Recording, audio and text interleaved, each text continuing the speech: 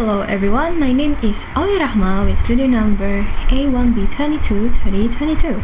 In this video, I want to reflect about my learning in English for Work course.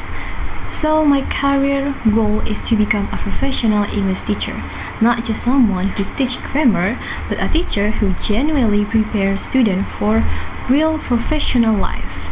So before taking this class, I honestly thought that being a good teacher only required mastering the subject. I expected this to be just another communication theory class. I didn't realize how much I personally still needed to develop this skill in myself, not just to teach others. So the first topic I want to reflect on is professional identity and ethics. So in this topic, I learned that professional identity is not a title you receive after graduation. It is something you build every single day through the way you speak, the way you behave, and the value you choose to hold. So this is especially important for teachers because students, parents, and school management are always observing you, not just inside the classroom, but outside of it too.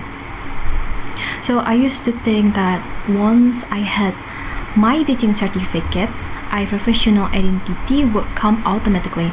But now I realize that's not how it works. You have to be intentional about it. Starting today, not after your graduation. So what actually surprised me was the ethical side of being a teacher is the digital age. I never thought about things like what happens when a parents follow your Instagram or what a student see your story. So these are real ethical dilemmas that I had never considered before. So in my future career, I will set professional boundary for my online presence, and I will treat every interaction inside and outside the classroom as a reflection of my professional character. That a great presentation is not about speaking perfectly without mistake. It is about knowing your audience, structuring your message clearly, and making people feel engaged, not just informed. So for a teacher, this is extremely relevant because every single lesson is essentially a presentation. If I cannot present clearly and engagingly, my students simply won't learn. So I used to prepare a lesson by thinking, what do I want to say today? But now I realize that the right question is, what does my audience need to receive? So that shift in mindset completely changed how I think about teaching. I was also surprised to learn that pausing on purpose is actually a technique. I always thought a silence during a presentation was a sign of nervousness, but a well-placed pause gives the audience time to process, and that is a skill, not a weakness. And going forward, I will design every lesson the way I would design a professional presentation, with a strong opening, a structured body, and a clear closing, not just open your books. Page 31, for example. And the third topic I want to reflect on is professional email and messaging. So I learned that professional written communication is not just about being polite. It involves tone, structure, word choice, subject lines, and greetings. And every single one of these elements sends a message about who you are professionally. As a future teacher, I will constantly communicate in writing, like with parents, school principal, and colleges. One poorly written email can damage trust and credibility, even when the intention was perfectly fine.